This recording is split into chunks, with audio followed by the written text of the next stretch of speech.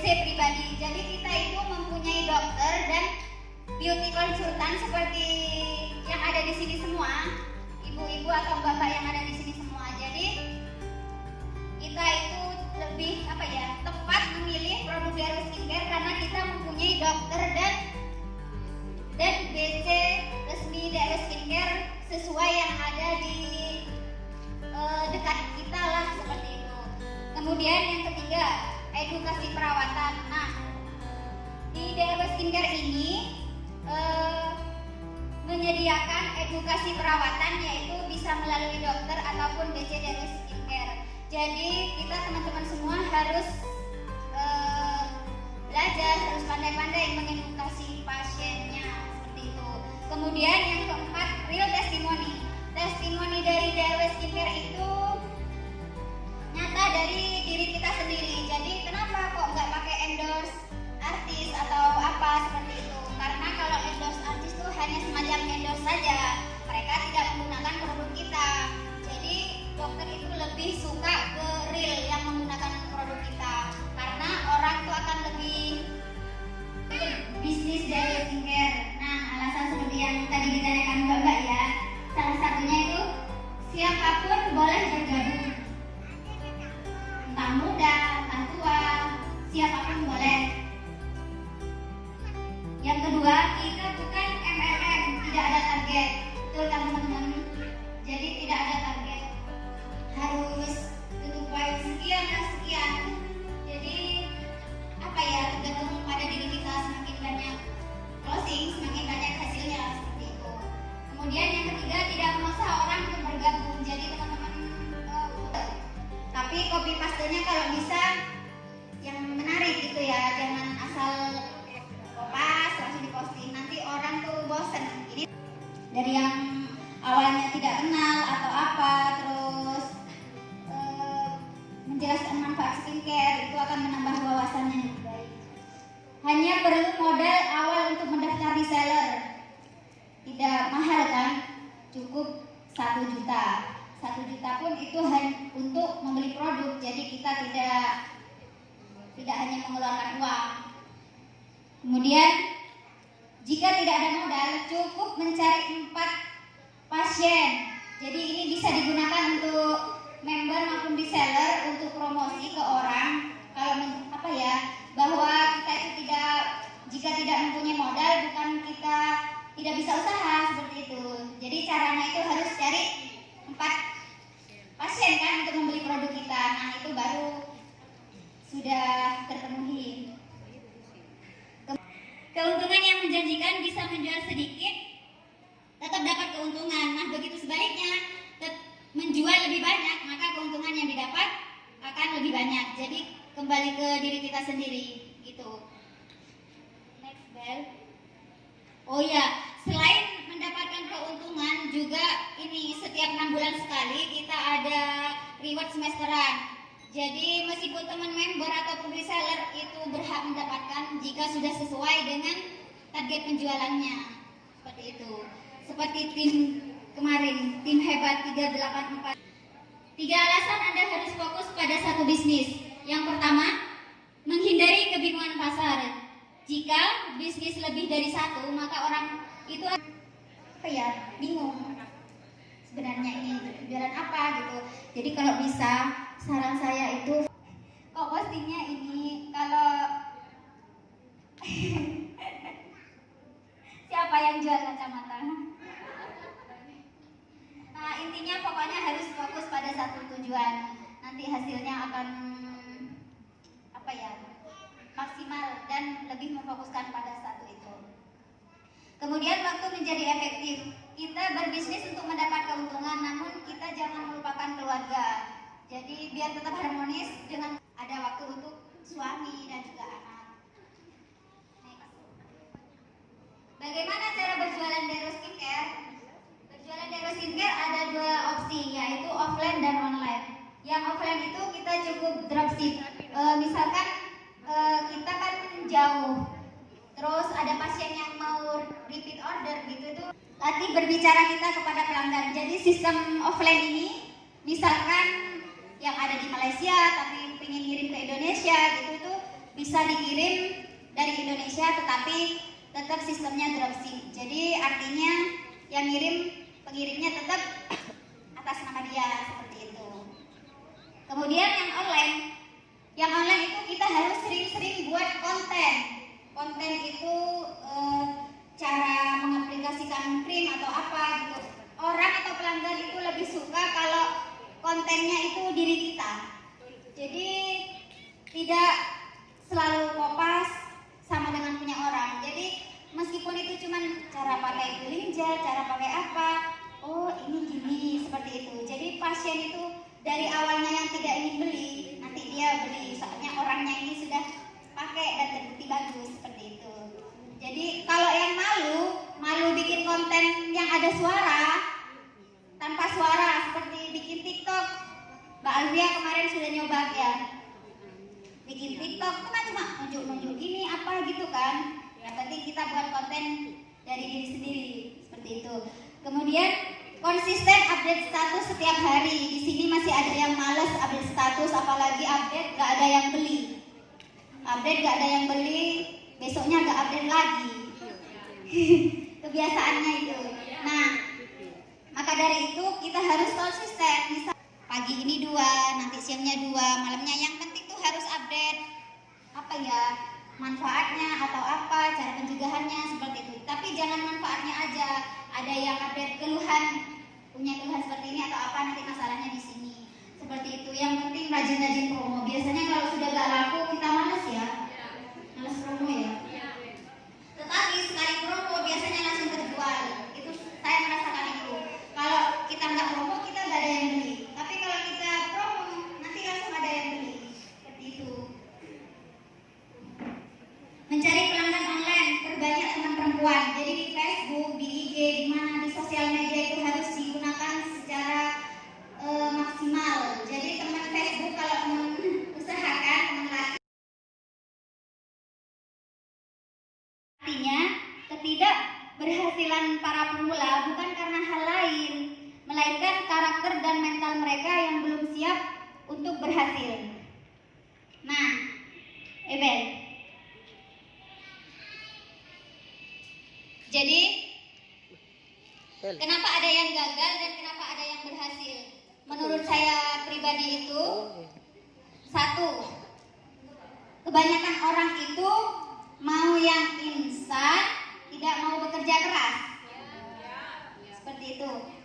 Nah, saya contohkan bahwa di dunia ini tidak ada yang instan. Mie sedap aja, kita mau makan mie sedap, kita harus memasak dulu dari cara kita membuka bungkusnya, kemudian menyiapkan air, kemudian direbus, apa itu, dituangkan bumbunya, masih diaduk-aduk seperti itu. Jadi tidak ada yang langsung ini mau enak langsung dimakan, nggak ada seperti itu. Kemudian belum Ber.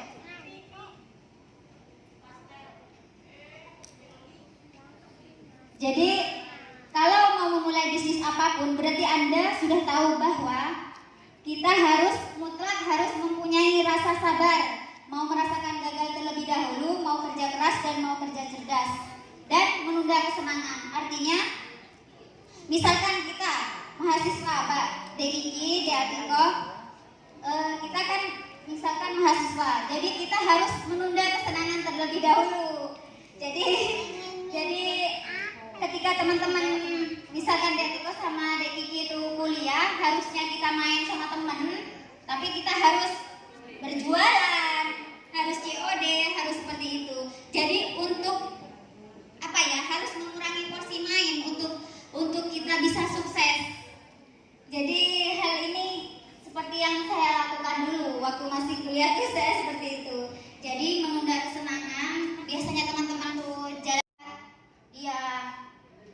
dia risih ke kita atau apa seperti itu. Kalau prinsip saya abaikan. Sampai sekarang pun saya seperti itu. Ada orang yang nggak suka, ada yang apa, itu wajar. Tapi saya tidak terlalu mempermasalahkan itu karena saya harus berjalan ke depan, nggak boleh melihat ke itu. Jadi saya fokuskan kalau orang itu nyinyir atau nyindir kepadaku, saya nggak mau lihat seperti itu.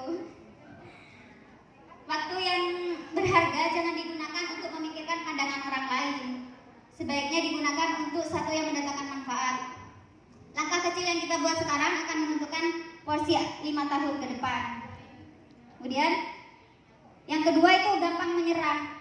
Membangun bisnis itu haram dan manja dan santai. Saya jamin tidak akan ada orang sukses yang gak pernah gagal. Thomas Edison aja sebelum berhasil menciptakan lampu yang sekarang ada di sini itu pernah gagal sebanyak 10.000 kali. Bayangkan kalau dia cuma nyoba 1 kali, 2 kali dia sudah gagal, sudah mundur, mungkin sampai sekarang tidak akan ada lampu seperti sekarang. Jadi teman-teman kalau cuma sekali, 2 kali gagal itu iya, jangan angkat tangan seperti itu. Lanjut deh. Dulu ini pengalaman saya waktu bareng suami setiap minggu itu bagi-bagi brosur. Di sini ada yang sudah bagi-bagi brosur atau car free day atau promonya door to door atau gimana? Gimana? Saya itu setiap minggu jam 5 berangkat sebar brosur. Gak ada yang beli sama sekali, gak ada yang tanya, gak ada yang apa. Tapi ya terus saja tiap minggu aku tetap sebar brosur seperti itu. Kemudian saya ikut event itu di setiap acara seperti ini gitu ya. Misalkan ya saya itu selalu ikut event, bahkan tidak ada yang membeli atau bertanya sekali. Padahal ikut event itu harus mengeluarkan uang untuk narasumber, uang untuk cindera mata seperti itu kan. Jadi sekalipun ada yang membeli itu menurut saya belum menutupi pengeluaran untuk itu gitu loh. Tapi saya tidak tidak nyerah karena itu sebuah pengalaman buat saya seperti itu. Kemudian dan itu bukan cuma 1 sampai 2 kali. Berkali-kali saya ikut event-event. Kemudian setengah-setengah yang ketiga, model yang begini yang bikin rezekinya lari. Jadi semangatnya itu hanya setengah-setengah. Biasanya model ini, Mbak, gimana cara saya berbisnis online biar berhasil? Saya karyawan atau ibu rumah tangga, Mbak, butuh penghasilan tambahan. Tapi waktu saya sedikit, ada yang gampang. Jawabannya, tidur aja, Bu. Itu kegiatan paling gampang. Jadi kalau mau sukses, mau berhasil, jangan setengah-setengah. Seperti yang dokter tadi bilang. Oke, banyak orang yang mau sukses tetapi gak mau membayar harganya. Kalau ada setengah-setengah, jangan salahin dong. Kalau Tuhan kasih rezeki juga setengah-setengah. Jadi harus the power, gitu ya. Kalau emang mau sukses ya harus 100% kasih yang terbaik untuk pasien, untuk pelanggan, untuk member, untuk reseller. Jadi harus 100%. Gitu. Tidak fokus, ini penyakit paling gampang ditemui ketika orang yang ingin menguasai semua hal sekaligus. Saya tekankan di sini bahwa nggak bisa ngomong detail ke produk pelanggan. Cara menjelaskan ke pelanggan kurang detail. Karena itu caranya harus digali. Misalkan kita harus sering-sering browsing, sering-sering. Soalnya kita kalau member atau reseller kadang kalau tanya ke saya, kadang saya jarang on atau apa, atau masih ada acara gitu kan nanti pelanggannya keburu kabur. Jadi saran saya itu harus pinter-pinter lah edukasi, apa cari-cari artikel di Facebook atau di Google seperti itu. Kemudian nggak punya waktu jualan, jadi kita waktunya itu habis untuk yang nggak penting atau apa, ngurusin apa gitu. Itu salah satunya yang membuat kita tidak fokus. Nggak mau stok produk seperti yang dijelaskan Coach Dian Saputra tadi.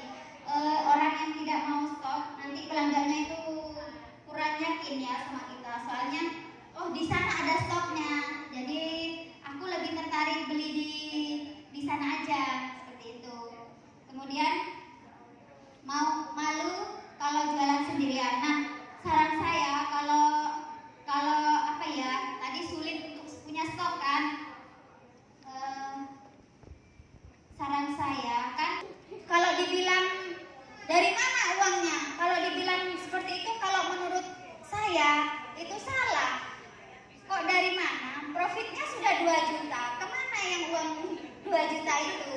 Dibuat kebutuhan. Boleh dibuat kebutuhan, tapi jangan semuanya seperti itu. Boleh menggunakan. Soalnya gini, dari sebelum kita jualan, kita dari mana dapat uang? Kok bisa seperti itu kan? Jadi ditambah kalau jualan harus menyisihkan dari itu. Oke, next deh. Nanti saya bagikan pengalaman saya di gambar.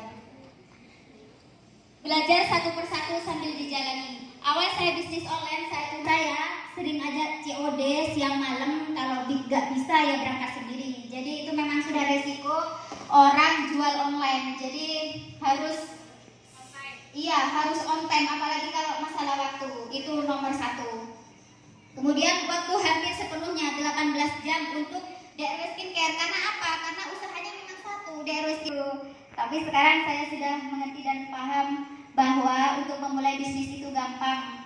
Mulai dari passion Anda sendiri. Apa itu passion? Passion itu perasaan yang sangat kuat seseorang pada sesuatu.